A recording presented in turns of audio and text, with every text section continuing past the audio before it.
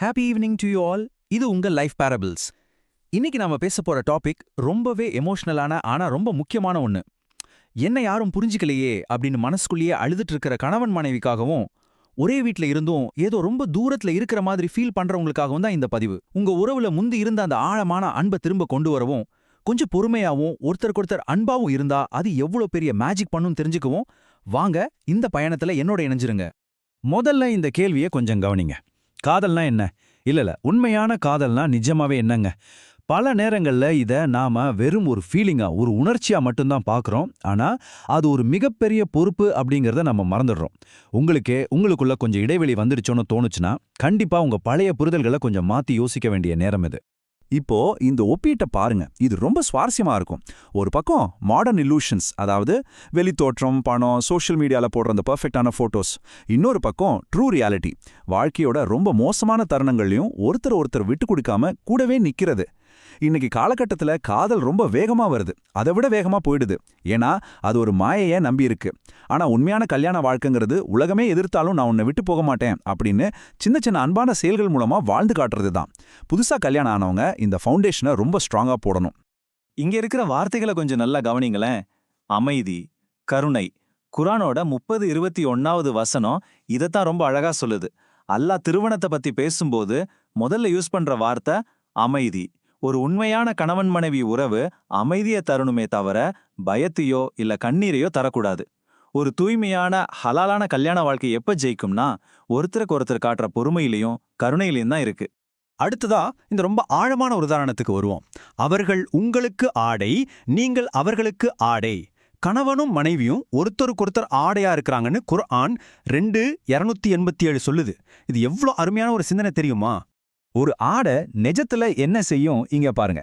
அது நம்மள குளிர்லேருந்து பாதுகாக்குது, நம்ம குறைகளை மறைக்குது, ஒரு கதகதப்பை கொடுக்குது, நம்மள அழகாக்குது இல்லையா? கல்யாண வாழ்க்கையிலையும் இதுதாங்க. ஆரம்ப காலத்துல பல சவால்களை சந்திக்கும் போது ஒருத்தர் குறையை இன்னொருத்தர் மறைச்சு எமோஷனலா பாதுகாத்து டெய்லி சின்ன சின்ன உதவிகள் செய்யறது எவ்வளவு பெரிய விஷயம் இது தெளிவா விளக்குது. இந்த பொறுமை அப்படிங்கிற ஆடை தான் வாழ்க்கையோட கடினமான குளிர்காலங்கள்ல உங்க உறவை கதகதப்பா வைக்கும். இப்போ இந்த ஆன்மீக அடித்தளத்தை பாருங்க. குர்ஆன் 1-2-5-7-4ல இருக்கிற இந்த அழகான துவா நம்முடைய துணை மற்றும் குழந்தைகளை கண்களின் குளிர்ச்சியாக ஆக்க இறைவன் கிட்ட கேக்குது. கணவனும் மனைவியும் ஒன்னா உட்கார்ந்து இந்த துவாவை ஓதுறப்போ அவங்களுக்குள்ள இருக்கிற பிணைப்பு எவ்வளோ ஆழமான ஒரு ஆன்மீக லெவலுக்கு மாறுதுன்னு நீங்களே ஃபீல் பண்ணலாம். சரி, கண்களின் குளிர்ச்சி அப்படின்னா என்ன அர்த்தம்? உங்க துணைய பார்த்த உடனே உங்க மனசுக்குள்ள ஒரு முழுமையான அமைதி கிடைக்குது பாத்தீங்களா? அதுதான். வெளியில அந்த உலகம் உங்களை எவ்வளோ காயப்படுத்தினாலும் சரி, எவ்வளோ ஸ்ட்ரெஸ் கொடுத்தாலும் சரி, வீட்டுக்கு வந்து உங்க துணைய பார்த்ததும் அப்பாடா அப்படின்னு ஒரு ரிலீஃப் கிடைக்குது இல்ல? அவங்க உங்களுக்கு ஒரு சேஃபான இடமா மாறுறாங்கல்ல? அதுதாங்க உண்மையான காதல். இப்போ நம்ம வாழ்க்கையோட மிடில் ஸ்டேஜ்க்கு வருவோம். பொறுப்புகள்லாம் ரொம்ப அதிகமாகிற ஒரு காலகட்டம் இது. நபி ஸல்லல்லாஹு அவங்க சொன்ன இந்த ஹதீஸை பாருங்க. உங்களில் சிறந்தவர் தன் குடும்பத்தாரிடம் சிறந்தவராக இருப்பவனே. இது ஒரு பர்ஃபெக்டான எமோஷனல் இன்டெலிஜென்ஸை நமக்கு காட்டுது. இன்னைக்கு இருக்கிற காலகட்டத்துக்கு இந்த விஷயம் ரொம்பவே முக்கியம். வெளியில ஆஃபீஸ்லயோ இல்ல ஃப்ரெண்ட்ஸ் கிட்டயோ ரொம்ப நல்லவங்கன்னு பேர் வாங்குறது ஒரு பக்கம். ஆனா வீட்டுக்குள்ள மூடிய கதவுகளுக்கு பின்னால உங்க துணைக்கிட்ட நீங்க எவ்வளவு பொறுமையாவும் அன்பாவும் நடந்துக்கிறீங்க அப்படிங்கிறது இன்னொரு பக்கம். நிறைய பேர் வெளியில அவங்களோட மொத்த எனர்ஜியும் செலவு பண்ணிட்டு வீட்டுக்கு வந்ததும் கோவத்தையும் எரிச்சலையும் தான் துணைக்கிட்ட காட்டுறாங்க. இந்த முரண்பாட்டை நாம கண்டிப்பா மாத்தியே ஆகணும். நபிகளாரோட திருமண வாழ்க்கையிலிருந்து நம்ம கத்துக்க வேண்டிய பாடங்கள் இதோ இங்க இருக்கு. வீட்ல எந்த ஈகோவும் இல்லாம சின்ன சின்ன வேலைகள்ல ஹெல்ப் பண்றது, அதே மாதிரி ரொம்ப பயமான கஷ்டமான சூழ்நிலைகள்ல ஒரு முழுமையான எமோஷனல் சப்போர்ட்டா இருக்கிறது. உங்க துணை மனசோடைஞ்சு நிக்கும்போது அவங்களுக்கு ஒரு ஸ்ட்ராங்கான தூணா நிக்கிறது தான் நிஜமான மகத்துவம். கல்யாண வாழ்க்கையில உண்மையான எமோஷனல் சப்போர்ட்னா என்ன தெரியுமா? உங்க வெற்றியையோ பணத்தையோ மட்டும் ஷேர் பண்றது இல்ல, உங்க முழு மனசையும் உங்களோட பயங்களையும் கூட ஷேர் பண்றது. பொறுமையோட நிஜமான பவரை இங்க தான் வெளியில வரும். உங்க துணையோட உணர்வுகளுக்கு நீங்க எவ்வளவு மதிப்பு கொடுத்து கூட இருக்கிறீங்க அப்படிங்கறத தாங்க உங்களோட உண்மையான செல்வம். இந்த ஆய்வு என்ன சொல்லுதுன்னு பாருங்களேன். இது ஆன்மீகத்தையும் மாடர்ன் சைக்காலஜியும் எப்படி கனெக்ட் பண்ணுதுன்னு புரியும். மனுஷனோட உண்மையான சந்தோஷம் பத்தி ஹார்வர்ட் யூனிவர்சிட்டி பண்ணின ஒரு ரொம்ப வருஷ ரிசர்ச் என்ன சொல்லுதுன்னா, பணம் ஒரு சின்ன பகுதி தான், புகழ் ஒரு சின்ன பகுதி தான், ஆனா நல்ல உறவுகள் தான் சந்தோஷத்தோட மிகப்பெரிய பகுதி.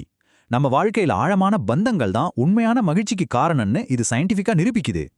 டாக்டர் ஜான் காட்மன் சொல்றத கவனிங்க. ஒரு உறவை காப்பாத்துற மிகப்பெரிய விஷயம் மரியாதையும் கருணையும் தான். வயசாகும்போது வரக்கூடிய ஸ்ட்ரெஸ், வாழ்க்கையில வர்ற புயல்கள், இது எல்லாம் நீங்க சொல்ற சின்ன சின்ன அன்பான வார்த்தைகள் கூட தடுத்து நிறுத்தி உங்க உறவை பாதுகாக்கும். உலகத்துல இருக்கிற பல தத்துவங்கள் அன்பை பத்தி என்ன சொல்லுதுன்னு நீங்க ஷார்ட்டா பார்க்கலாம். இந்து மதத்தோட ஒரே ஆன்மாவின் பயணம், கிறிஸ்தவத்துல சொல்ற ஆழமான அன்பு, புத்த மதத்துல சொல்ற மற்றவரின் துயரத்தை புரிந்து கொள்ளுதல், இல்ல ஒரு குறையுள்ள மனுஷனை முழுமையா நேசிக்கிற ரூமியோட தத்துவம், இது எல்லாமே கருணை, புரிதல், அப்புறம் குறைகளை ஏத்துக்கிட்டு நேசிக்கிறத பத்தி தான் சொல்லுது. 6 life lessons for an enduring marriage. சரி, இப்போ ஒரு தம்பதி ஒண்ணா வயசாகி வாழ்க்கையோட பல கட்டங்களை கடக்கும்போது கத்துக்க வேண்டிய ரொம்ப முக்கியமான 6 லைஃப் லெசன்ஸ் பத்தி பார்க்கலாம். இந்த 6 விஷயங்களும் ரொம்ப ரொம்ப முக்கியங்க. இது காதல் எப்படி கொஞ்சம் கொஞ்சமா மெச்சூர் ஆகுதுன்னு காட்டுது. 1. காதலுங்கிறது தினசரி பொறுப்பு. 2. மன்னிப்பு ரொம்ப அவசியம். 3. நான் சொல்றது தான் சரின்னு நிக்கிறத விட நாம சந்தோஷமா இருக்கோம் அப்படிங்கிறது தான் முக்கியம். 4. சண்டைகளை ஒன்னா சேர்ந்து கடந்து வருது. 5. உறவுல நான் அப்படிங்கிறது குறைஞ்சு நாம் அப்படிங்கிறது அதிகமாகணும். 6.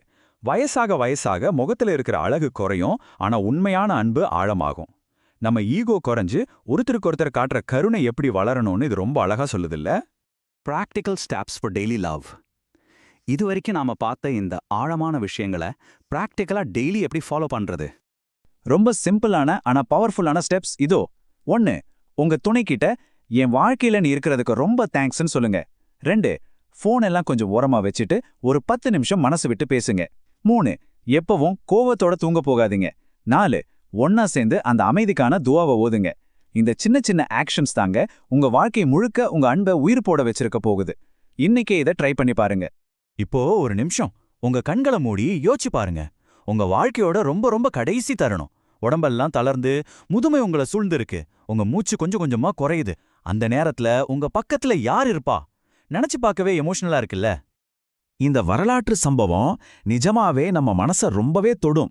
நபிசல்லா அவங்க இந்த உலகத்துல தன்னோட கடைசி தருணங்களை ஆயிஷா ரலியல்லாஹு அவங்களோட மார்புல சாஞ்சுக்கிட்டு அமைதியா கழிக்கவே ஆசைப்பட்டாங்க. கடைசி மூச்சு வரைக்கும் ஒரு துணையோட இருக்கிறதுனா என்ன அப்படிங்கிறதுக்கு இதை விட ஒரு சிறந்த உதாரணம் இருக்க முடியுமா? காலப்போக்கில் நம்ம உடம்போட அழகு மறைஞ்சிடும், நம்ம சேர்த்து வச்ச காசு பணம் எல்லாமே காணாம போயிடும்.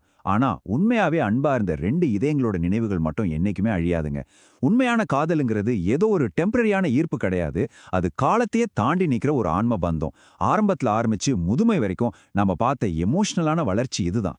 நாம வெறும் கணவன் மனைவி மட்டும் இல்ல, ஒருத்தருக்கு ஒருத்தர் கிடைக்கிற முழுமையான அமைதி தான் நாம. ரொம்ப பவர்ஃபுல்லான ஒரு தாட் இது. இன்னைக்கு நைட்டு கண்டிப்பா இதை பத்தி யோசிங்க. முதுமை உங்களை நெருங்கும்போது உங்க கடைசி மூச்சு, அப்போ உங்க கையை பிடிச்சிட்டு இருக்கிறவங்க உங்களை தங்களுக்கு கிடைச்ச ஒரு மிகப்பெரிய பொக்கிஷமா நினைப்பாங்களா?